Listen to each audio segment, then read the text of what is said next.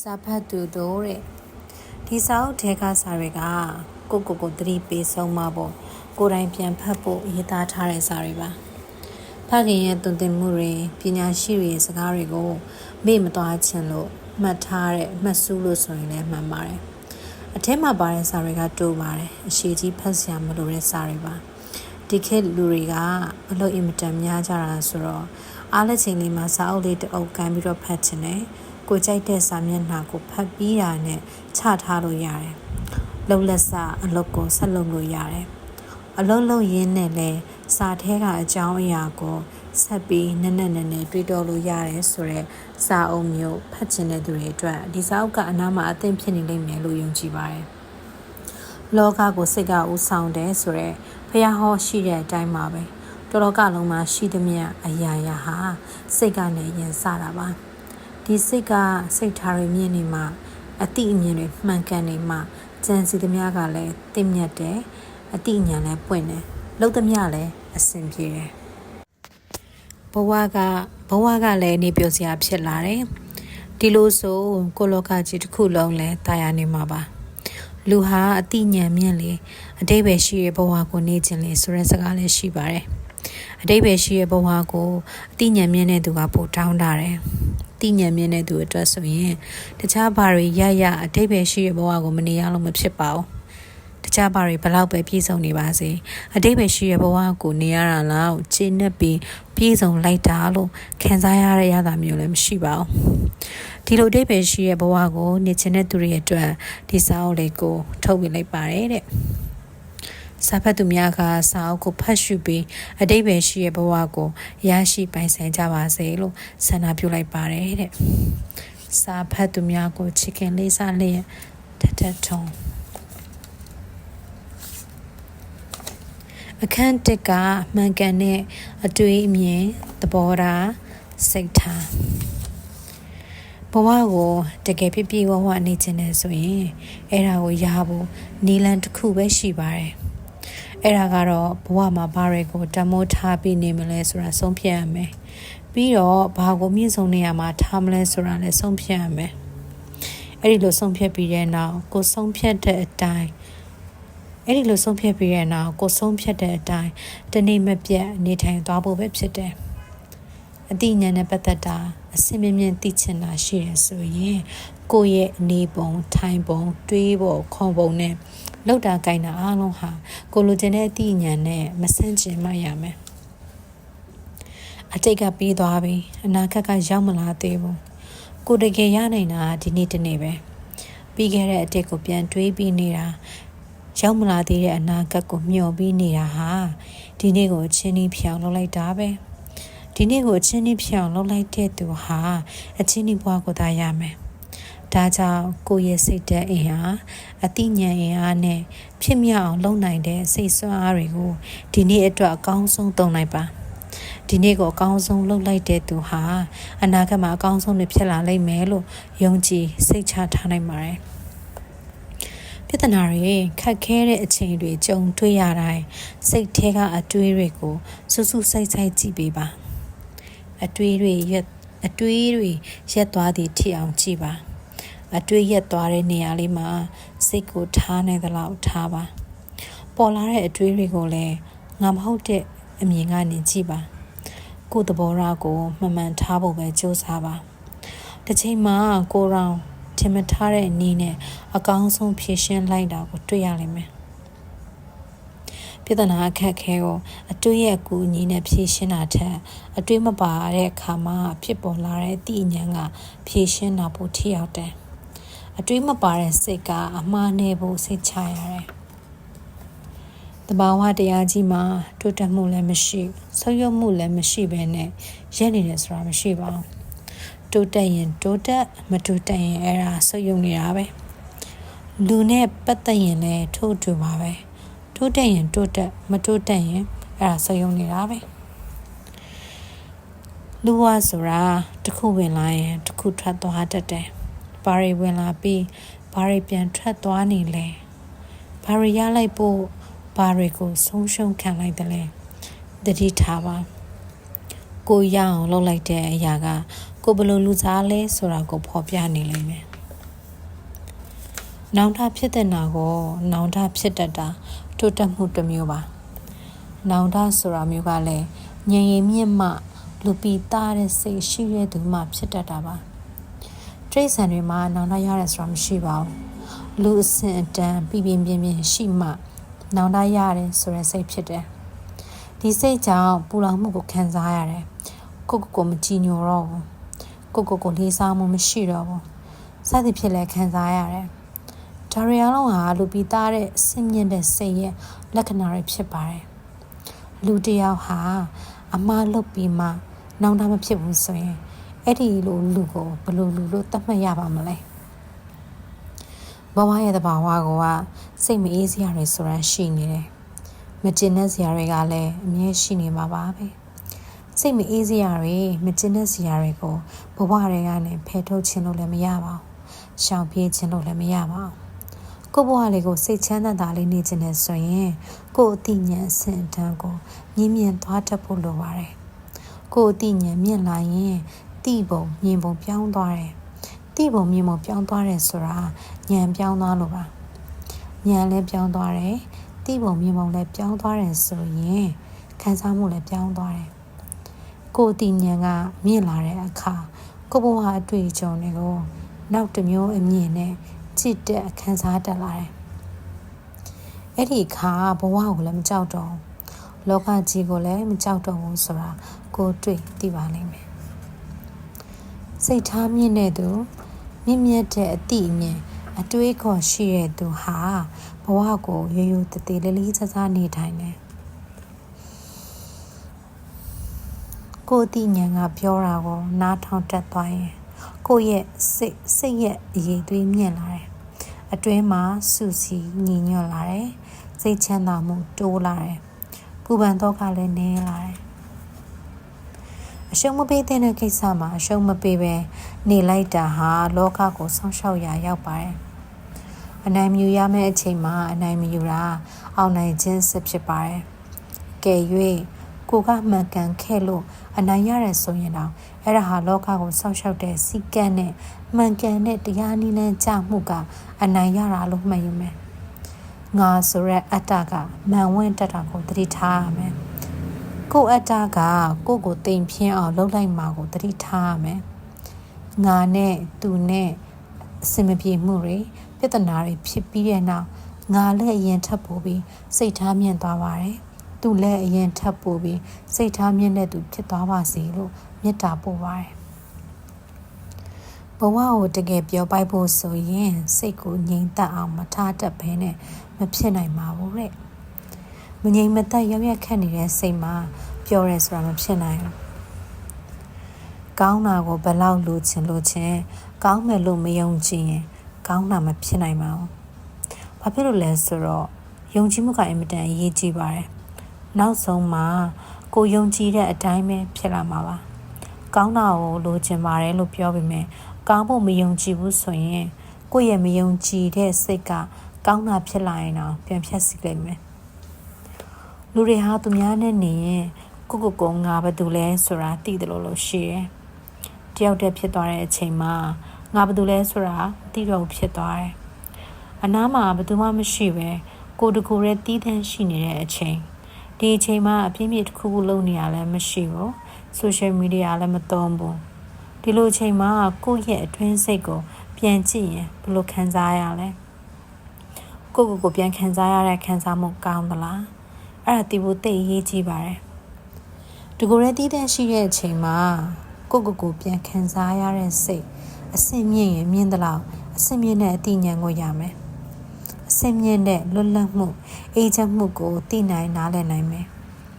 ရအောင်လုပ်နိုင်တဲ့သူလည်းဖြစ်မယ်အဲ့ဒီလိုမဟုတ်ရင်တော့ရောင်လဲမရင်မရစိတ်ကြီးကိုမခံနိုင်လို့တက်တာအောင်လုပ်ရင်ဘဝတစ်ခုလုံးကုန်သွားလိမ့်မယ်တရားမျှတမှုဆိုတာဘာလဲဆိုတာကိုကွယ်ကွယ်ပြားပြားမသိသေးဘူးဆိုရင်အဲ့ဒီလူဟာအလူအဆင့်ကိုမရောက်သေးဘူး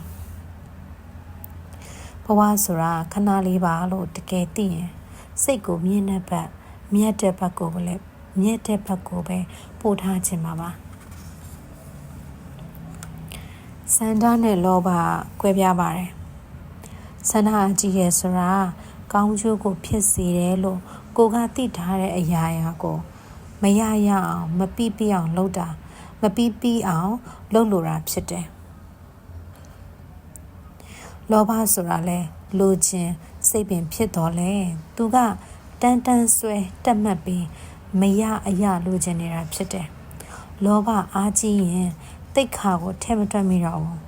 ငါလှုပ်တဲ့နီလန်ကရိုးသလားဖြောက်သလားပညာပါသလားဆိုတာလဲအရေးကြီးတယ်မထင်တော့ဘူးငါလိုချင်တာရရင်ပြီးရောဖြစ်သွားတတ်တယ်လောဘဟာဉာဏ်ပညာနည်းတဲ့သူတနည်းအားဖြင့်လိုချင်တာရပြီးသွားရင်ငါဘယ်လိုလူဖြစ်လာမလဲဆိုတာကိုမှန်းဆနိုင်စွမ်းမရှိတဲ့အမျှော်မြင်နေတဲ့သူမှာအားကောင်းတယ်ဒီလိုလူဟာလိုချင်တာရရင်ရမယ်စိတ်ချမ်းသာမှုစိတ်တည်ငြိမ်မှုတော့မရနိုင်လူတစ်ယောက်ဟာဘဝကိုတိတ်ခါရှိရှိရက်တည်ပြီးတော့ကိုယ့်အားကိုယ်တဲ့အခြေအနေကိုတည်မြဲအောင်ထိန်းသိမ်းနိုင်ပြီး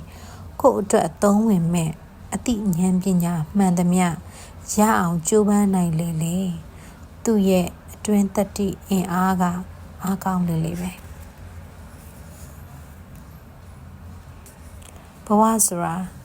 တကယ်တော့နောက်ထပ်ဘာမှဖြည့်ဆွတ်စရာမပါပဲသူကြီးသက်သက်ပျော်ရွှင်တက်ရမှာမျက်ရိုင်းတွေကြားမှာပေါက်နေတဲ့ပန်းရိုင်းလေးတစ်ပွင့်လိုပေါ့ဘဝဆိုတာဘာမှပြုတ်ပြင်းတာတစားစင်တာမပါပဲအလိုလိုနှစ်လိုပဲကောင်းနေရမျိုးပါကိုယ်အတွက်တွက်ချေကြိုက်တာမကြိုက်တာကိုထဲမတွက်ဘူးဆိုရင်ဘဝမှာကောင်းတာတွေလှုပ်ရှားအများကြီးပါလူတွေဟာတွက်ချေကြိုက်မကြိုက်တွေးနေတာနဲ့ဘဝမှာကောင်းတာတွေမလုပ်ဖြစ်လိုက်ဘူးစိတ်ကြည်ကြည်လင်လင်အေးအေးချမ်းချမ်းနဲ့ဘဝကိုဖျက်တမ်းရဖို့အသက်ကြီးလာတဲ့အခါမှာလဲစိတ်ငြိမ်းချမ်းနေဖို့ဆိုရင်ငယ်ရွယ်စဉ်ကတည်းကစိတ်ထားကောင်းကောင်းနဲ့ကောင်းတဲ့အလုပ်တွေကိုလုပ်လာခဲ့ရတယ်။ကောင်းတာတွေအများကြီးကိုစိတ်ထားကောင်းကောင်းနဲ့ထူးထူးကဲကဲလုပ်ခဲ့တဲ့သူဟာအဲ့ဒီကုသိုလ်စိတ်ကသူ့ကိုအကျိုးပေးပါတယ်။ကိုယ်ကြောင့်ကိုပြန်တွေးရင်စိတ်ချမ်းသာတယ်။တယောက်တည်းရှိနေချိန်မှာစိတ်လက်ကြည်နေတရားနဲ့ပတ်သက်တဲ့အသိဉာဏ်ထူရဖို့လဲအထောက်ပံ့ဖြစ်စေတယ်။အထောက်ပံ့ဖြစ်စေတယ်ဆိုတာစိတ်ကအသိဉာဏ်ထူအတွက်လမ်းဖွင့်ပေးတယ်။သိစိတ်ထဲမှာရောမသိစိတ်ထဲမှာပါငါဟာကောင်းတာရဖို့ထိုက်တန်တယ်လို့သိနေတယ်။ဒါကြောင့်ကောင်းတဲ့လုပ်ကိုစိတ်ထားကောင်းကောင်းနဲ့စိတ်ပါလက်ပါလုပ်ပါအများကြီးလုပ်ရမယ်လို့မဟုတ်ပါဘူး။နည်းနည်းလေးပဲဖြစ်ပါစေ။အတန်ရှင်းဆုံးစိတ်ထားနဲ့နှလုံးသားအပြည့်ပေးပြီးလုပ်လိုက်ပါအလုပ်လုပ်ပါတဲ့တသက်လုံးထိုင်စားလို့ရတဲ့အမွေတွေရထားတယ်ဆိုရင်လည်းအလုပ်လုပ်ပါတဲ့အလုပ်ကြောင့်အလုပ်နဲ့ဆက်နွယ်ပြီးဖြစ်လာရတဲ့ခင်မင်မှုရင်းနှီးမှုမိကောင်းဆွေကောင်းစိတ်ဓာတ်အပြန်အလှန်လေးစားမှုတာဝန်ယူတတ်မှုတာဝန်ခံတတ်မှုအမှန်တရားပေါ်ခိုင်ခိုင်မာမာယက်တည်တတ်မှုစတာတွေကိုယ်မှဖြစ်ပေါ်ခွင့်ရတယ်အလုံးမလို့ရင်ကို့အကြောင်းလဲကိုသိခွင့်ရမှာမဟုတ်ဘူးသူများအကြောင်းလဲသိခွင့်ရမှာမဟုတ်ဘူးလူတွေစီကစစ်မှန်တဲ့ချစ်ခင်လေးစားမှုကိုလည်းမမှန်ကန်ကန်ရအောင်လုပ်တတ်မှာမဟုတ်ဘူးကိုယ်စိတ်ထားကိုလည်းပိုကောင်းအောင်လုပ်ခွင့်ရမှာမဟုတ်ဘူးတဲ့လူတယောက်၏ကောင်းခြင်းမင်္ဂလာနဲ့ပြည့်စုံခြင်းဆိုသည်မှာဉာဏ်မျောအမြင်ကပြဋ္ဌာန်းသည့်အတိုင်းနေထိုင်တက်သွားသည့်ဘဝတွင်စိတ်ဝိညာဉ်၏ထူကဲမြင့်မြတ်မှုဖြင့်အလုံးလုံးတက်ခြင်းပင်ဖြစ်သည်တဲ့ဆိုရတစ်ခုကြုံတိုင်းကောင်းတာဖြစ်တော့မယ်လို့ယုံတာကိုယုံတာပါဘာမှမသိတဲ့ကံဆိုတာကြီးကိုမျှော်ပြီးယုံတာမဟုတ်ပါဘူးငါဟာဉာဏ်ရှိရဲ့ဒါကြောင့်ငါမှားသွားရင်ငါအမှားကိုငါပြင်နိုင်တယ်အဆုံးနဲ့ကြုံရရင်တော့ကောင်းတဲ့ဘက်ကိုဥတည်သွားငါလုံနိုင်တယ်ငါဘာတွေလွဲနေလဲဘာတွေထပ်လုပ်ဖို့လိုမလဲဘယ်လိုစိတ်ထားရရအောင်လုပ်ရမလဲဆိုတော့ကောင်းတဲ့ဒုတက်မှုတွေကိုယ်မှဖြစ်လာအောင်လုပ်နိုင်တယ်ပြုပြင်ရမှာပြောင်းလဲရမှာတွေကိုလည်းလက်တွေ့ဖြစ်လာအောင်လုပ်နိုင်တယ်အဲ့ဒီလိုလုပ်နိုင်ဖို့အတွက်ဉာဏ်ကိုရှာဖွေနိုင်တယ်ပညာကိုစီးပူးနိုင်တယ်လို့ကိုယုံတာဟာကံကိုယုံတာထက်စိတ်မှာအားပိုထပ်ပါတယ် တမိုးရှိရဲ့လို့တစ်ခုကိုစိတ်ထားကောင်းကောင်းနဲ့တကယ်ကြိုးကြိုးဆဆလုပ်တဲ့သူဟာအကျင့်စရိုက်အရေးအသွေးတွေကောင်းလာတယ်စကားပြောလဲကောင်းလာတယ်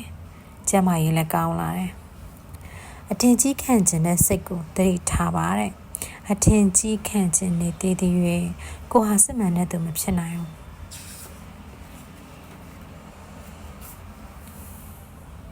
ပိုချမ်းသာမှုပေးတဲ့စိတ်ထားနဲ့ပိုကောင်းတဲ့ဘဝပိုအဆင်ပြေချောမွေ့တဲ့အခြေအနေကိုလိုချင်တဲ့သူဆိုရင်လက်ရှိအသိဉာဏ်ထက်ပိုမိုသားလွန်တဲ့အသိဉာဏ်ရှိနေတဲ့မိမိကိုယ်စိတ်ကူးထဲမှာပြန်ကြည့်နိုင်ရတယ်အနာဂတ်ကိုကြိုတင်ရောက်နေတဲ့အမျှော်အမြင်နဲ့ဒီနေ့ကိုနေထိုင်ရတယ်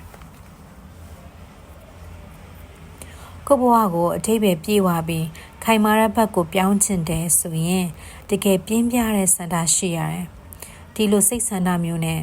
ဒီလိုဆုံးဖြတ်ချက်မျိုးဟာတော်ရုံလူတွေဖြစ်တတ်တာမျိုးမဟုတ်သလို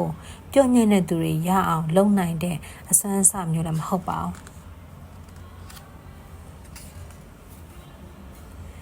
ဒုက္ခတွေမရှိရင်ကောင်းမှာပဲလို့မတောင်းတပါနဲ့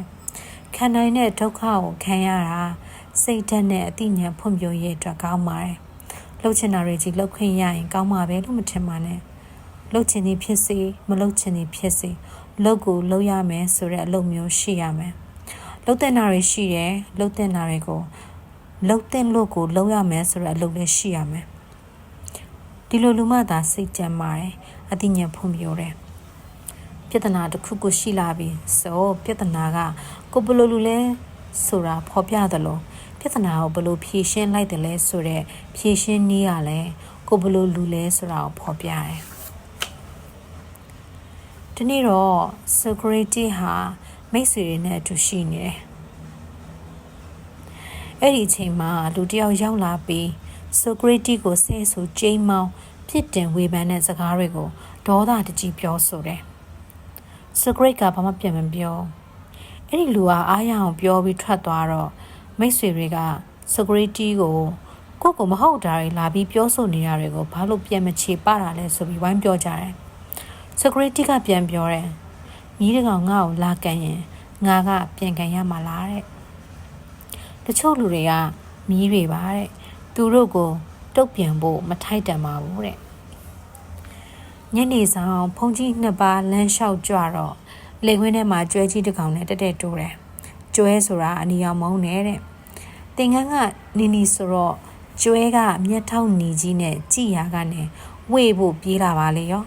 ဖုန်ကြီးနှစ်ပါးလည်းဘာလို့မှမသိဘူးတပားကနောက်တပားကိုရှင်ဖျားရေမြစ်တာပို့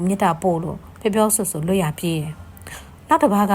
အေးဆိုပြီးအနာကတွေ့တဲ့ခဲကျိုးပါဇက်နာတိတ်ပြီးမြစ်တာပို့စာဖတ်ရွတ်ပြီးကျွဲစီပစ်လွတ်လိုက်တယ်ခဲမှန်တဲ့ကျွဲလဲလန့်ပြီးနောက်ပြန်လှည့်ပြေးသွားတယ်တဲ့အဲ့ဒီဖုန်ကြီးကပြောတယ်မြစ်တာကိုခဲထဲထည့်ပြီးပို့လိုက်တာလှုပ်ဖြစ်တယ်မဟုတ်ရင်ကျွဲခတ်လို့ပြန်လွန်တော်မူတာကြာရောဘောတဲ့တချို့လူတွေကအဲ့ဒီကျွဲလိုပဲဘဝမှာတစ်ခါတလေမြစ်တာကိုခဲထဲထည့်ဖို့မှအဆင်ပြေတဲ့လူတချို့နဲ့ကြုံတွေ့ရမှာပါသူ့ဘက်ကဘလောက်လွန်သူလွန်လို့ကို့မှာလွန်ပိုင်ခွင့်ရှိရလို့မျိုးစပါနဲ့သူလွန်ကနဲ့ကို့လွန်ဖြတ်မသွားပါစေနဲ့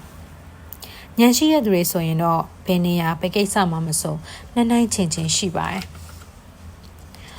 ကိုအားမလို့အားမရဖြစ်နေတယ်ကိုတခြားလူတယောက်လိုဖြစ်ချင်နေတယ်သူများနဲ့တူဖို့စူးစမ်းနေတယ်ဆိုရင်တတိထားပါကိုညင်းပယ်နေသေးသည်ဖြင့်ကိုဟာဘယ်တော့မှတကယ်စစ်မှန်တဲ့သူဖြစ်လာမှာမဟုတ်ဘူးကိုပြက်သားရွေးချယ်ပါကိုရဲ့သွေးကိုပြီးပြင်ပေါ်ထွက်လာအောင်လုပ်ပါကိုရဲ့ကျင့်စရိုက်ကိုခိုင်မာတောက်တင်အောင်လုပ်ပါကိုရဲ့အရေးသွေးအရေးအချင်းနဲ့အကျင့်စရိုက်တွေပဲတကယ်ပြီးပြင်အားကောင်းနေရင်တနည်းအားဖြင့်ကိုရဲ့ကိုသွေးဟာနှစ်လိုပဲကောင်းနေအဲ့ဒီဆွဲငင်အားကိုဘယ်သူမှမငြင်းနိုင်ပါဘူးလောကကြီးကကိုနဲ့ပေါင်းသင်းဖြစ်ဖို့သူတို့ကြိုးစားမှာပါကိုမှရင်းချက်တဲ့စိတ်ထားရှိမယ်ကိုဘဝကောင်းခြင်းဆိုခြင်းနဲ့ပတ်သက်ပြီးကိုမှသာတာဝန်ရှိဆုံးဖြစ်တယ်လို့အပြည့်အဝတာဝန်ယူမယ်ကိုစိတ်ချမ်းသာဖို့ကလည်းကိုတာဝန်ပဲငါပျော်ဖို့သူတို့တာဝန်လို့သဘောမထားဘူးကိုပန်းနိုင်ကိုချမှတ်တယ်ကိုဖြစ်ချင်တာတွေဖြစ်အောင်လုပ်ဖို့ကိုမှသာတာဝန်ရှိဆုံးဖြစ်တယ်လို့ခံယူတယ်တ ခြားကြည့်ပြရမယ့်တာဝန်တွေဥပမာသားသမီးတာဝန်မိဘတာဝန်နိုင်ငံသားတာဝန်စသဖြင့်ကိုလည်းကိုပန်းတန်ကိုအရောက်သွားရင်းနဲ့ကြည်ပြသွားမယ်ဆိုရင်ဒီလိုစိတ်ခွန်အားဒီလိုလက်ယုံရည်နှလုံးရည်ရှိတဲ့အတိုင်းပဲကိုဘွားဆိုတာကိုအတွက်ကောင်းငင်ပုံလည်းဖြစ်နိုင်တယ်လို့ဒါနဲ့ဆန့်ကျင်ဘက်တွေကိုလုံးနေမယ်ဆိုရင်ငရဲပြည်လည်းဖြစ်နိုင်တယ်ကောင်းတာလည်းအကျင့်ပါပဲမကောင်းတာလည်းအကျင့်ပါပဲမကောင်းတဲ့အကျင့်ကကောင်းတဲ့အကျင့်ရောက်လာရင်ရှောင်သွားရပါတယ်ကောင်းတဲ့အကျင့်ကိုလုပ်တဲ့အခါစိတ်ရှိပါတရက်မပြတ်လုပ်ပါတနေ့ထက်တနေ့နည်းနည်းချင်းတိုးတိုးလုပ်ပါအကောင်းမှန်သမျှအတွက်ဘဝပြန်ဆုချပါတယ်ပတ်စံချမ်းသာလို့ဝင်းဝင်းကြွကြွနေပြခြင်းနဲ့ဆိုတာအဲ့ဒါကြောက်စိတ်ရှိနေလို့ပါယာရုတွေအာနာတွေနဲ့ဟိတ်တွေဟန်တွေထုတ်နေတယ်ဆိုတာကလည်းကြောက်စိတ်ရှိလို့ပါပဲကြော်ကြတဲ့သူတွေလည်းပိုကြော်ကြအောင်ပိုထင်ပေါ်အောင်ပိုလူချစ်လူခင်များအောင်လုပ်ကြရတယ်ဒါလည်းကြောက်စိတ်နေပါပဲကြောက်စိတ်ဆိုတာတိမ်ငယ်စိတ်တစ်မျိုးပါကိုယ့်ရဲ့တိမ်ငယ်စိတ်ကိုမှန်မှန်ကန်ကန်နားလည်အောင်မလုပ်ဘဲနဲ့တကယ်ပြည့်စုံတဲ့စိတ်ကိုမရနိုင်ပါဘူးတကယ်အေးချမ်းတဲ့ဘဝကိုမရနိုင်ပါဘူးတကယ်စိတ်ခွန်အားကြီးတဲ့သူမဖြစ်ပါဘူးတဲ့ပြောရဲဆိုတာတကူးတကလုံးယူလိုက်ရတာမဟုတ်ပဲပျော်မှတကယ်ပြောရတာပါပျော်ဖို့ကိုအဓိကနေရာမှာမထားပဲကိုချစ်တာဝါသနာပါတာကိုစိတ်ပါလက်ပါလုံနေရင်တနေ့ထက်တနေ့ပိုစိတ်ချမ်းသာလာပါတယ်ဝါသနာပါတာလေးတွေကိုစိတ်ပါလက်ပါလုံပြီးနေ့စဉ်ကြည်ကြည်လင်လင်နေသွားကြတဲ့သူတွေကိုလေ့လာပါအဲ့ဒီလူတွေမှာအတူယူစရာစိတ်ထားတွေရှိနေတယ်မှတ်သားလောက်တဲ့အသိပညာတွေရှိနေပါတယ်အောင်မြင်မှုဆိုတာမှန်ကန်တဲ့အသိအမြင်မှန်ကန်တဲ့စိတ်နေသဘောထားရှိရပါအကယ်၍လူတစ်ယောက်ဟာဘဝပေါ်မှာလောကပေါ်မှာဆက်ဆံရေးပေါ်မှာမှန်ကန်တဲ့အသိအမြင်မှန်ကန်တဲ့သဘောထားရှိတယ်ဆိုရင်သူ့ဘဝဟာအဓိပ္ပာယ်ရှိတဲ့ဘဝဖြစ်မှာပါသူ့ရဲ့အသိအမြင်တွေစိတ်နေသဘောထားတွေမှန်ကန်နေလို့သူ့စိတ်ကလည်းချမ်းသာနေမှာပါအကယ်လို့သင်ဟာအသိဉာဏ်အဆင့်မြင့်တဲ့သူဖြစ်တယ်ဆိုရင်မှန်ကန်တဲ့အသိအမြင်မှန်ကန်တဲ့စိတ်နေသဘောထားကိုရှိရဘဝကိုလိုချင်ပါပါအောင်မြင်မှုကိုလိုချင်ရင်အောင်မြင်မှုကိုတက်တက်မရှာပါနဲ့စိတ်ထားကိုကောင်းအောင်အရင်လုပ်ပါ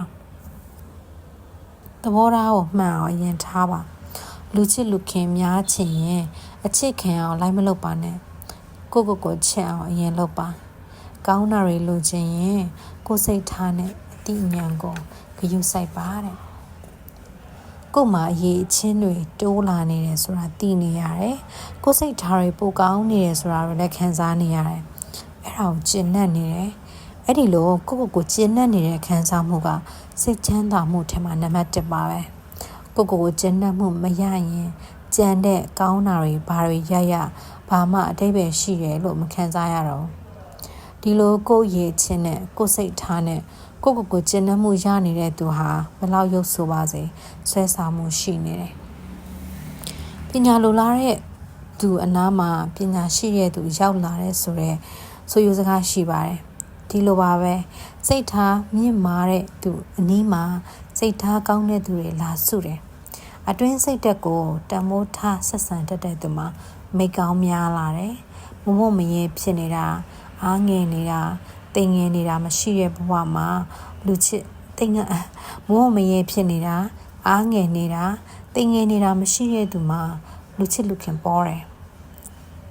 သူများအကြောင်းကြွယ်ရမှာအတင်းဖြင့်မပြောတတ်တဲ့သူကိုလူတွေကသူတို့အတွင်းရေးတွေဖွင့်ဟချင်ကြတယ်ကိုဘဝင်မြင့်နေတဲ့စိတ်မရှိတဲ့သူကိုလူတွေကအရင်နှီးဆုံးနေရာမှာထားခြင်းတယ်ကိုကျိုးမရှာတတ်တဲ့သူစီမှာလိုအပ်ချက်တွေပြောပြခြင်းတယ်မလဲစားတတ်တဲ့သူစီမှာပုံအပ်ခြင်းတယ်ဆရာစားမချန်တဲ့သူစီမှာတပြည့်ခံခြင်းတယ်ဘဝမှာငွေကိုဦးစားမပေးတဲ့သူနဲ့စီးပွားဆက်တူလုပ်ချင်ကြတယ်လူတဘာဝကထူးဆန်းပေမဲ့ရိုးရှင်းပါတယ်တဲ့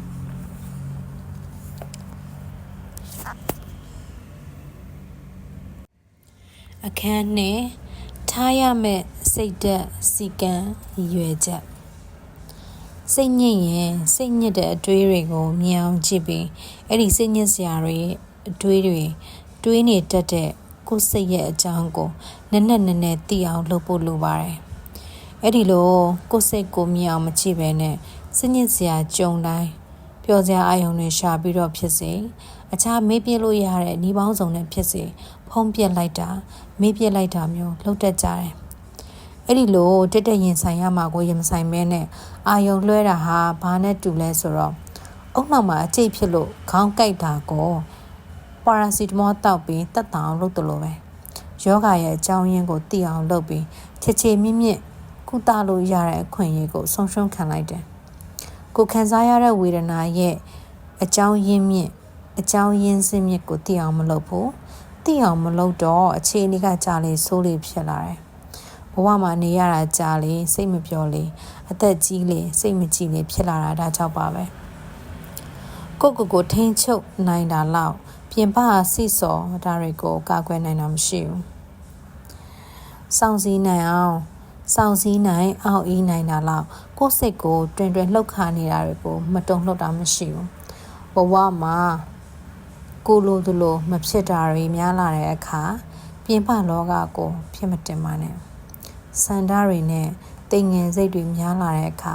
မခါးတိလိုက်ပါနဲ့အရာအလုံးကိုအောင်နိုင်ခြင်းရဲ့မိမိကိုယ်အောင်နိုင်ရောအရင်လုပ်ပါတဲ့တကယ်စစ်မှန်တဲ့ပြဿနာကိုဖြေရှင်းရရင်အရေးအချင်းလဲထွက်တယ်စိတ်အင်အားလဲတက်တယ်စိတ်ကူးရင်ပြဿနာလုံးနေရင်အားလဲကုန်တယ်စိတ်လဲနေကြသွားတယ်စိတ်ဆိုတာဘာနဲ့ဥပမာတူလဲဆိုရင်စိတ်ယုံလို့ပဲ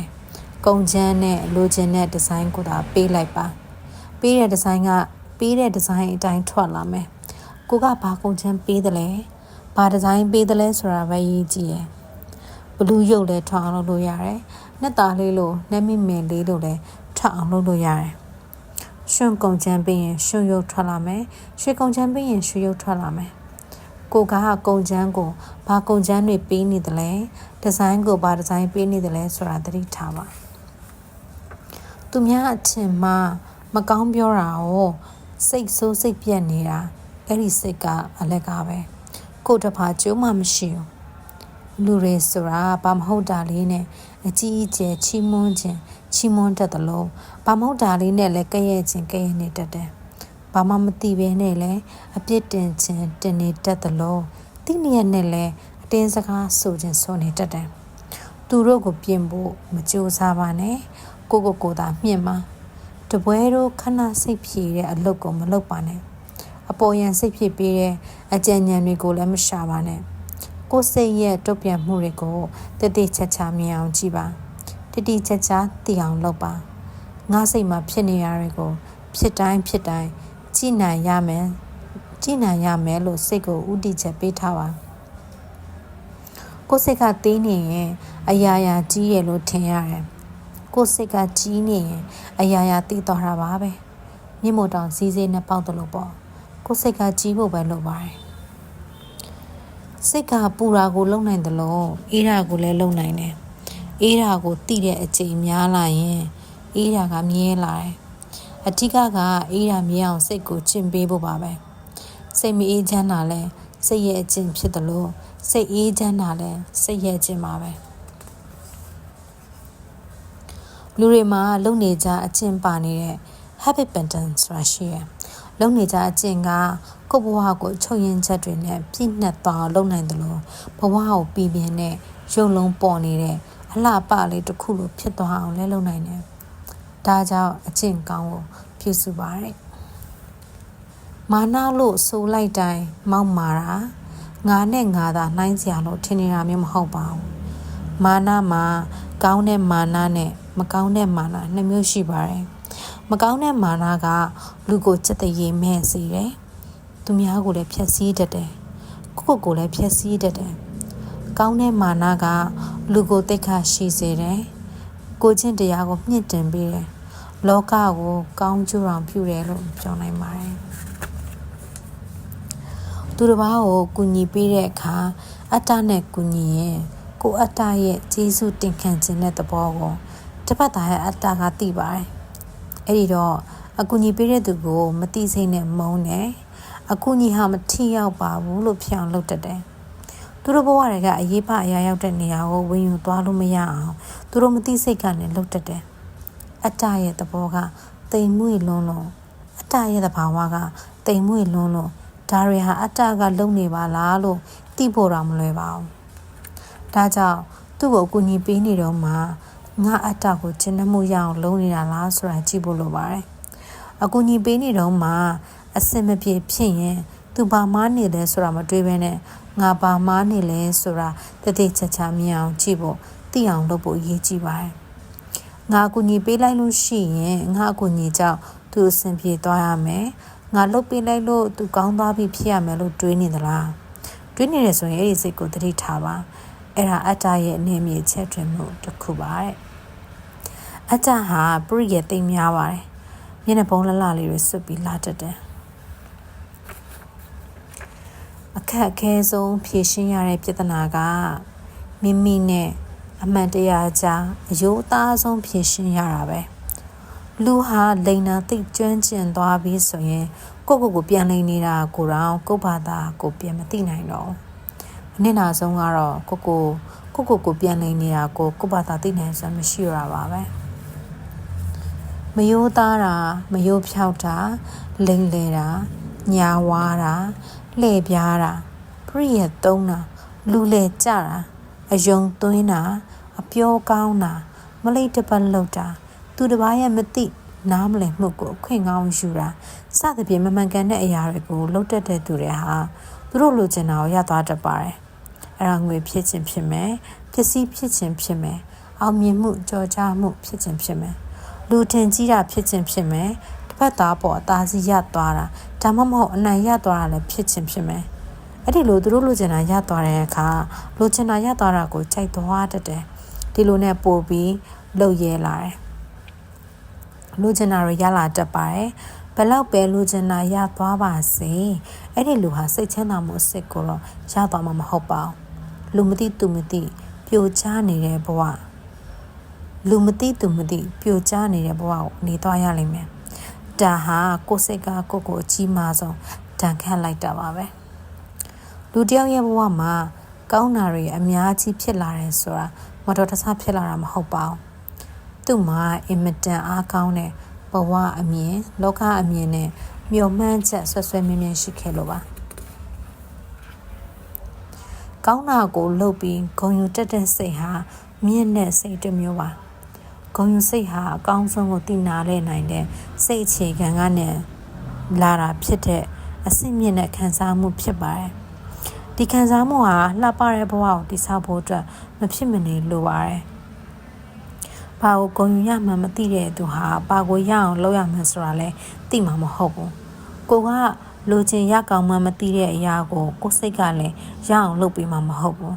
ဒီလိုလူဟာလည်းမလောက်တဲ့ဘဝကိုလည်းတည်ဆောက်နိုင်မှာမဟုတ်ဘူးဒါကြောင့်ကောင်းတာတွေလုပ်ပြီးဂုဏ်ယူတတ်အောင်အကျင့်လုပ်ပါတဲ့နှစ်ဦးအဋ္ဌထံကိုယ့်ရဲ့အမျှော်မြင်နေမှုကြောင့်နောင်တမရအောင်နေမယ်ကိုယ့်ရဲ့ပညာဘုဟုတုတနေမှုကြောင့်အခက်အခဲတွေလှည့်ပြားခံရတာတွေမဖြစ်အောင်ပညာဘုဟုတုတရှာမယ်ကျမ်းမာအောင်နေမယ်ကျမ်းမာအောင်စားမယ်ကျမ်းမာအောင်တွေးမယ်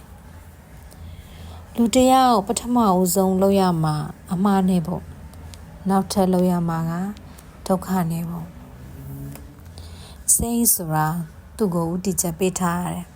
ရည်မှန်းချက်ပေးထားရတယ်ပန်းနိုင်ပေးထားရတယ်ပေးထားရင်ရအောင်သွားတတ်တယ်မပေးရင်ဘယ်သွားရမှန်းဘာလို့ရမှန်းရောင်းနေဖြစ်နေတတ်တယ်ပန်းနိုင်ပေးထားရတော့ဟုတ်ပါပြီဘယ်လိုနည်းနဲ့ရောက်မှလဲလို့လဲမေးလိုက်မယ်စိတ်ကိုတိကျတဲ့ပန်းနိုင်ကိုသာပြက်ပြက်တသားပေးပါရအောင်သွားဖို့နည်းလမ်းကိုသူ့ဘာသာရှာရဲဆိုတာကိုတွေ့သိရပါလိမ့်မယ်သူများကြိုက်အောင်နေပြရတဲ့ဘဝဟာသူများတွေရဲ့အလိုတိုင်းနေတဲ့ဘဝဖြစ်နေမယ်ကိုယ်အကြိုက်ကိုယ်အတွင်းကိုအာရုံပြုပြီးနေတဲ့ဘဝမဖြစ်တော့လူတယောက်ဟာမိမိရဲ့လွတ်လပ်မှုကိုအထိပါမခံဘဲနဲ့ဂုဏ်သိက္ခာအပြည့်ရှိနေတဲ့ဘဝမှာစိတ်ချမ်းချမ်းသာသာနေထိုင်ရင်လူသားတွေကိုအကျိုးပြုသွားတဲ့သူဖြစ်ရမယ် ကိုအတွက်ကိုလှုပ်ထားတဲ့စီကံက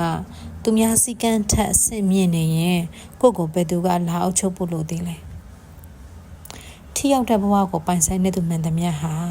ကိုတင်းကျပ်တဲ့စီကံနဲ့အုပ်ချုပ်ကြတယ်သူများကသူတို့ကိုဘာလုပ်ပါဘာမလုပ်ပါနဲ့လို့လိုက်ပြောနေဖို့မလိုတော့သူတို့ဟာငယ်ရွယ်နဲ့အသိဉာဏ်တွေပြည့်စုံနေလို့လားဆိုတော့မဟုတ်ပါဘူးပြည့်စုံလုံလောက်တဲ့အသိဉာဏ်မရှိသေးခင်မှာကိုပဲစီကံနဲ့နေရတာကောင်းတယ်ဒီလိုစီကံနဲ့နေမှအဆင့်မြင့်တဲ့ဘဝကျင့်မှုတွေအများကြီးရမယ်ဘဝကိုရနိုင်မယ်ဆိုတာသိတာပါငါလူချင်းတဲ့ဘဝကခပ်ပြောခပ်ပေါ်နေတဲ့ဘဝမဟုတ်ဘူးဘယ်နေရာဘယ်ဒေသရောက်ငါရှိနေတဲ့အတိုင်းဝိုင်းထဲမှာထိရောက်တဲ့သူဖြစ်ချင်တယ်အကျိုးပြုတဲ့သူဖြစ်ချင်တယ်ငါစကားကိုတလေးတစားနားထောင်ရတယ်လို့ဖြစ်ချင်တယ်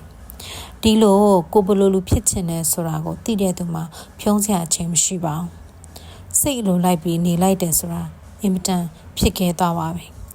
သူ့မှာမျှော်မှန်းရရည်ရပန်းနိုင်ရှိနေတယ်သူ့ကိုယ်သူမျှော်မှန်းချက်ကသူ့အတွက်အားဖြစ်နေတယ်သူမျှော်မှန်းမြင်ရတဲ့သူ့ကိုယ်သူအတွက်စိတ်မှာအားရတက်နေသူနေခြင်းနဲ့သူ့ဘဝကိုအသေးစိတ်ပုံဖော်ထားပြီးလက်တွေ့နေတယ်သူ့ကိုဘေးကလူတွေကသိစူးစမ်းတာပဲတမနေဘူးသူများတွေပြောနေတဲ့အချိန်မှာသူကလူကြီးတယောက်လိုပဲလို့ပြောကြလိမ့်မယ်သူတို့အတွက်ကတော့စူးစမ်းရတာသိကြိုက်တဲ့သူ့အတွက်ကတော့စူးစမ်းရတာသိကြိုက်တဲ့မုတ်လေးစားနေရတယ်လို့တမြုံနဲ့သိရတာရှိရယ်ပမေမမန်းကြီးစူးစမ်းနေရတဲ့လေကိုမထင်ဘူးသူကြည့်ရတာကိုနှစ်သက်ပျော်ရွှင်လုပ်နေတာပဲအထူးတလဲအားထုတ်ပြီးတော့ဖြစ်အောင်လုပ်နေရတယ်လို့မထင်ဘူးသူ့မှာစိတ်ကူးမျှော်မှန်းချက်ရှိတယ်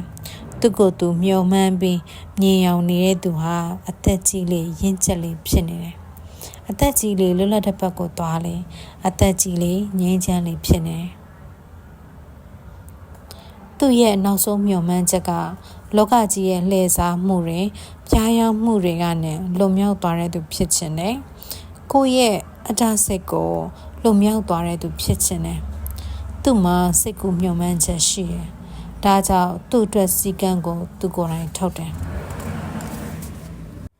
ကိုယ့်အတွက်လှုပ်ထားတဲ့စီကံကသူများစီကံထက်တင်းကျပ်နေရင်ကိုယ့်ကိုဘယ်သူကလာပြီးပူပန်ပေးနေဖို့လိုသေးလဲစီကံနဲ့နေရတာတိတ်ချိတ်တဲ့အစားလေးစားနေရတယ်လို့ပဲသိရတာရှိပါတယ်ဘဝလို့ခေါ်တဲ့စိတ်တက်ကြွဖွယ်ရာခရီးရှည်ကြီးမှာချမှတ်ရအောင်မဲ့ဤမှန်းချက်တွေပြတ်သားရမဲ့ဆုံးဖြတ်ချက်တွေရယူရအောင်မဲ့အောင်မြင်ခြင်းပန်းနိုင်တဲ့အတွက်ကိုယ်စီကံနဲ့ကိုနေတဲ့သူကိုညံနဲ့ကိုအုပ်ချုပ်တဲ့သူဖြစ်ဖို့လိုပါတယ်အကောင်းဆုံးကိုမှလိုချင်တဲ့သူတွေအကောင်းဆုံးရနိုင်မဲ့နည်းလမ်းကဒီတလမ်းပဲရှိပါတယ်ငိုချင်နေတဲ့သူတွေများလာတဲ့လောကကြီးမှာသူတို့မြင်ချင်တာပြုံးနေတဲ့သူကိုပါစိတ်အားငယ်နေတဲ့သူတွေများလာတဲ့လောကကြီးမှာသူတို့မြင်ချင်တာစိတ်အားပြည့်နေတဲ့သူကိုပါသူတို့လိုလူနောက်တစ်ယောက်ကိုလိုမရှိကြပါဘူးဒါဟာအမှန်တရားပါအကယ်၍ကိုဟာရင်ထဲမှာငိုချင်နေရင်တော့ပြုံးနေနိုင်တဲ့သူဖြစ်ပြီးဆိုရင်အကယ်၍ကိုဟာစိတ်ထဲမှာအားငယ်နေရင်တော့ကိုယုံကြည်မှုရှိနေတယ်ဆိုရင်ကိုဟာသူတို့အလိုရှိဆုံးလူဖြစ်တော့မှာပါသူတို့ကိုအနာရောက်လာတဲ့အခါစိတ်ချမ်းသာမှုရဲ့လိုအပ်ချက်လေးတစ်ခုကိုပြောပြလိုက်ပါအစင်းမြင့်တဲ့သူတိုင်းမှာစိတ်ပိုင်းဆိုင်ရာအသိဉာဏ်ပိုင်းဆိုင်ရာလိုလားတောင်းတချက်ဆိုတာရှိတယ်စိတ်နဲ့ပတ်သက်ပြီးအရေးအသွေးမြင်တာတစ်ခုခုလိုချင်တာလည်းမရှိဘူးအသိဉာဏ်နဲ့ပတ်သက်ပြီးမမောဖြစ်မိတာလည်းမရှိဘူးဆိုရင်အဲ့ဒီလူကိုလူပလာလို့ပဲခေါ်ထိုက်ပါတယ်အဲ့ဒီလူဟာအားလက်ချိန်မှာအပြင်းပြေဖို့ပဲလုပ်နေမှာပါပဲအားလက်ချိန်မှာငြိမ်သက်လေးနေပြီးဉာဏ်ကိုရှာဖွေဖို့ပညာတိုးဖို့စိတ်ကူမှာမဟုတ်ဘူးအတွေ့အကြုံအသစ်အဆန်းအာယုံအသစ်ဆန်းလေးများရလိမ့်မလားဆိုပြီးအတော်မတတ်နိုင်အောင်လိုက်လံရှာဖွေရင်အချိန်တွေကိုဖြုံးတီးနေလိမ့်မယ်နောက်ဆုံးတော့အဲ့ဒီလူဟာအချိန်ပြည့်ညှင်းငွေနေတဲ့စိတ်ကနိုင်ယူသွားတာခံရပြီးကိုယ့်ဘဝကိုစိတ်ပြည့်ရင်တည်သွားရမှာပါပဲဘဝဆိုတာဘယ်လိုအခြေအနေမှာအကောင်းဆုံးဖြစ်တတ်တယ်လဲဆိုတော့ဖြစ်ထိုက်တာကိုလက်တွေ့ကြကြကြည့်ပြီးစီးတစ်ခုပေါင်းတစ်ခုခတ်ထားပြီးနေရတဲ့အခြေအနေဟာကောင်းဆုံးပါပဲ ခတ်တဲ့အလုပ်ကိုလှုပ်တိုင်းစိတ်ကမြင့်သွားတယ်ကိုအားရတယ်ကျဉ်တ်တယ်နောက်အခါခတ်တာနဲ့ကြုံရရင်မကြောက်တတ်တော့ဘူးငါလုံနိုင်တယ်လို့ယုံကြည်မှုရသွားတယ်နောက်ဆိုရင်လွယ်တာကိုမကြိုက်တော့ဘူးခတ်တာပဲလှုပ်ချင်တယ်ခတ်တာကိုလှုပ်ရင်ညံကလည်းထွက်နေတော့ညံပိုရှိလာတယ်ငါညံတွေထွက်နေတာပါလားလို့သိရတော့ပျော်နေတယ်ပျော်နေတော့စိတ်အင်အားတွေလည်းတက်နေတယ်ကိုယ်စိတ်ကိုပြန်ကြည့်ရင်ကိုလေးစားတဲ့စိတ်ချစ်တဲ့စိတ်တွေတိုးနေတယ်ငါဟာအလကားလူမဟုတ်ဘူးဆိုတာသိနေတော့ကိုတန်မိုးထားတဲ့စိတ်ကလည်းမြင်နေတယ်ဒါကြောင့်ခတ်တာကိုလုပ်ပါ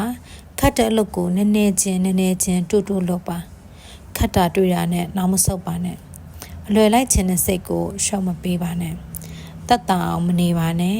တတ်တာအောင်နေရင်ရေရှည်မှာမတတ်တာပါဘူးကိုဘဝကိုတကယ်ကျဉ်းနှံ့မှုရကျင်တယ်ဆိုရင်ညှင်းပယ်တင်တာကိုညှင်းပယ်တတ်ရတယ်လှုပ်တင်တယ်ဆိုတာတွေရှိတယ်အဲ့ဒါတွေကိုတကယ်လှုပ်ဖြစ်အောင်လုပ်ရတယ်ဒုက္ခတွေကိုအလကားဖြစ်မသွားပါစေနဲ့ဒီဒုက္ခကြောင့်စိတ်ထားပိုရင်ကျက်တဲ့သူဖြစ်လာရမယ်ဒီပြဿနာအခက်အခဲကြောင့်သဘောထားမှန်အောင်ထားနိုင်တဲ့သူဖြစ်လာရမယ်ဒီစိတ်ဆင်းရဲမှုကြောင့်ပိုပြီးအသိဉာဏ်ရင့်တန်လာတဲ့သူဖြစ်ရမယ်ဒုက္ခတွေဟာအလကားအကျိုးမဲ့သက်ဖြစ်လာတယ်လို့မထင်ပါနဲ့ကိုညံကိုအစွမ်းကုန်သုံးချတတ်တာရင်ဘဝထဲမှာရှိနေတဲ့လက်တွေ့ကြတဲ့အမှန်တရားတွေကိုလက်တွေ့ကြအနားလဲတာရင်ကိုအတွက်စီကံကိုဘာသာလုံနိုင်တာရင်ထိရောက်ကိုစီမံခန့်ခွဲနိုင်တာရင်ကိုရုံတော့ပေါင်းဆက်ပြီးနေထိုင်တတ်ပြီးဆိုရင်စိတ်ရဲ့အားကောင်းမောင်းတန်မှုဆိုတာဖြစ်လာတယ်ဒီလိုလူဟာကြံစီသမျှအောင်မြင်လိမ့်မယ်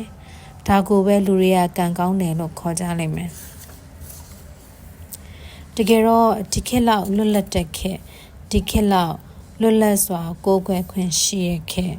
ဒီခေတ်လောက်ကိုချင်းတရားပိုင်းဆိုင်ရာမသိကြအောင်ဆောင်တဲ့ခေတ်ဒီခေတ်လောက်ကိုကြိုက်တာလုပ်ခွင့်ရှိရခေတ်မရှိတော့ပါဘူးကိုဘဝကိုရွေးချယ်ခွင့်ကိုကျမကိုကြိုက်တယ်လို့ပုံဖော်ခွင့်ရနေတဲ့ခေတ်မှာလှပကောင်းမွန်ပြီးပုံမှန်ကျနာတဲ့ဘဝလေးတစ်ခုဖြစ်လာဖို့ဆိုတာကာယကံရှင်ရဲ့ဉာဏ်ပညာနဲ့စင်ကြင်တုံစွမ်းကအခေယာဖြစ်ပါတယ်ခေတ်ကစိတ်ကိုကပောင်းကနှင်းဖြစ်အောင်စိတ်ဆော်နေရတွေကများလွန်ပါတယ်သတိမထားရင်ပြင်ပကတွတ်သွင်းလိုက်တဲ့လွဲမားတဲ့အယူအဆတွေတမောထားမှုတွေဟာကိုယ့်ရဲ့အကောင်တက်ခန့်လေးတွေကိုတပြက်စီးလှဲလိုက်သလိုပြောင်တလင်းခါသွားအောင်လုပ်ပြလိုက်လိမ့်မယ်အဲ့ဒီအခါကိုယ့်ဘဝကိုဘယ်လိုမှအကျိုးဖြစ်ထွန်းစေမှာမဟုတ်တဲ့အရာတွေကိုဆွဲလန်းလုပ်ချင်လာလိမ့်မယ်ပန်းနိုင်ဆိုလို့ဘယ်ပန်းနိုင်စီကိုမှမရောက်တဲ့အရာတွေကိုလိုချင်လာလိမ့်မယ်ခေတ်ရဲ့အမှန်တရားတွေဟာတဲချီရဲ့အိတ်လို့ခါသိပါတယ်ဒါကြောင့်ပဲဉာဏ်ကိုလိုလားရတယ်ပညာကိုရှာဖွေရတယ်ကိုယ်စိတ်အကြောင်းကိုသိအောင်လုပ်ရတယ်ချုပ်တီးနိုင်စွမ်းရှိရဲ့စိတ်နဲ့ကိုစီကံထားပြီးဘောင်ကတ်တဲ့ချက်ဆိုတာရှိတဲ့သူမှသာအတိပ္ပယ်ရှိရဲ့ဘဝကိုဖန်တီးလို့ရတယ်လူတယောက်စိတ်နေမြင့်တယ်ဆိုရင်သူ့ကိုယ်သူတိုးတက်အောင်လုပ်ချင်တယ်သူ့ကိုယ်သူတိုးတက်အောင်လုပ်ချင်တဲ့သူဟာအကျိုးမဲ့တာကိုမလုပ်ဘူးအချိန်မဖြုံးဘူးမပေါင်းတဲ့သူကိုမပေါင်းဘူးမသွားတဲ့နေရာကိုမသွားဘူးမကြည့်တဲ့နာကိုမကြည့်ဘူးလူတယောက်စိတ်နေမြင့်သွားပြီဆိုရင်စီကံရဲ့တန်ဖိုးကိုနားလည်လာတယ်သူစီကံကိုသူလုံနိုင်တယ်စကားပြောရင်တော့စီးနဲ့ကန်းနဲ့ပြောတယ်ဝတ်စားဝတ်တာလဲစီကံနဲ့ဝတ်တယ်ဒီလိုလူမှာကိုလေးစားတဲ့စိတ်တမိုးထားတဲ့စိတ်မြင့်တယ်ဆိုတာသူ့နှုတ်ကတခေါမှထုတ်ပြောနေစရာမလိုပဲသူတကူလုံးမှာပေါ်လွင်နေပါတယ်အရွယ်တော်တော်ငယ်ငယ်တုန်းကပညာကိုရှာပါဘုသူတရှာပါအသိမြင်ကြွယ်ဝအောင်လုပ်ပါစူးစမ်းရုန်းကန်ရမယ့်ချိန်ကြာလာရင်ကိုကြိုးပမ်းမှုအပေါ်ယုံကြည်ချက်ထားနိုင်တာဟာတော်တော်အဓိကကျတယ်ဆိုတာသိလိမ့်မယ်ငါလုပ်နေတာလွဲနေသလားငါသိတာမှားနေမလားဆိုတဲ့တန်တရားကလူကိုအားပြော့သွားစေပါတယ်လိလာကြည့်ရင်သိလိမ့်မယ်စွမ်းနိုင်တဲ့သူမှန်သမျှဟာဘုသူတနဲ့ပြည့်စုံပါတယ်သူတို့ရဲ့ကြိုးပမ်းမှုကိုတေချာအောင်လုပ်နိုင်ကြတယ်မှန်ကန်တဲ့အသိဉာဏ်ရှိကြတယ်ဒါ ဒါကြောင့်ပြင်းကြီးမနေပါနဲ့အကျိုးမရှိတာတွေနဲ့အချိန်မကုန်ပါစေနဲ့ကြိုးစားရမယ့်အချိန်ကြာလာရင်တိမ်ငယ်ရတတ်တယ်နောင်တရတတ်တယ်ယုံကြည်ရမှန်တဲ့ထင်တဲ့လမ်းကိုရှောက်တဲ့အခါတွန်းတွန်းတက်တိုက်တွေကိုရှော့မပေးတာကောင်းတယ်မမှန်ကန်မရိုးဖြောက်တာတွေကြင်ကြံလောက်ကင်ပြီးမှမျက်နှာပြောင်ပြောင်နေရင်အဲ့ဒါညင်ရည်နှိပ်တာစိတ်ဓာတ်အောက်တန်းကြတာမိဘအဆုံးမအားနေခဲ့တာဗီဇဓာတ်ခံညံ့ပြင်းတာမွေးဖွားဗီဇဓာတ်ခံညံ့ပြင်းစွာမွေးဖွားလာတာလို့အဓိပ္ပာယ်ထွက်တယ်မမှန်ကန်ကန်ပြပြမမှတ်ကျင့်ကြံလောက်ကင်တဲ့သူတရားခေါင်းမာရဲဆိုတာကိုယ့်ရဲ့ယက်တီရာခိုင်မာတာရှိတာလို့ခေါ်တယ်ဒါဟာစိတ်ဓာတ်အားကြီးတာဉာဏ်ရည်မြင့်တာဗီဇတက်ခံကောင်းစွာမွေးဖွားလာတာလို့ခေါ်မယ်ဥပမာဗိုလ်ချုပ်အောင်ဆန်းကိုကြည့်ပါဒီလိုခိုင်မာမှုမထားနိုင်ရင်ကိုလာတွန်းတိုက်တိုင်းနေရာရွှေ့ပေးနေရတော့မှာပေါ့ဒီလိုသာဆိုရင်ကိုတမိုးထားတဲ့စိတ်ကိုလေးစားတဲ့စိတ်ဘယ်လိုလုပ်ဖြစ်နိုင်တော့မလဲဘယ်လိုလုပ်ပြီးကောင်းတာတွေဖြစ်အောင်ဖော်ဆောင်နိုင်တဲ့သူဖြစ်တော့မလဲဒါကြောင့်ဖိအားကိုမကြောက်ပါနဲ့ဖိအားကိုစိတ်ညစ်ရင်ညစ်မယ်ဒါပေမဲ့စိတ်ညစ်တိုင်းဘယ်တော့မှလူမသိပါစေနဲ့သူများထင်ကြီးတာမလို့ကျင်တော့ဘူးဆိုရင်ဒီတစ်ခုတည်းကိုနဲ့သူများထင်ကြီးတာမလို့ကျင်တော့ဘူးဆိုရင်ဒီတစ်ခုတည်းနဲ့ကိုဘဝတော်ရှင်းသွားပါမယ်လူတွေထင်ကြီးတာထင်သေးတယ်ဆိုတာသူတို့စိတ်ထဲမှာခဏဖြတ်တန်းသွားတဲ့အတွေးတွေတစ်ခုပါဒီအချက်ကိုသဘောပေါက်ရင်ကိုဘဝကိုစစ်မှန်အောင်နေလို့ရပါမယ်ဘဝမှာအရေးကြီးဆုံးကဘာကိုအစစ်မှန်ဆုံးဘဝမှာအရေးကြီးဆုံးကဘဝကိုအစစ်မှန်ဆုံးနေထိုင်သွားဖို့ပါ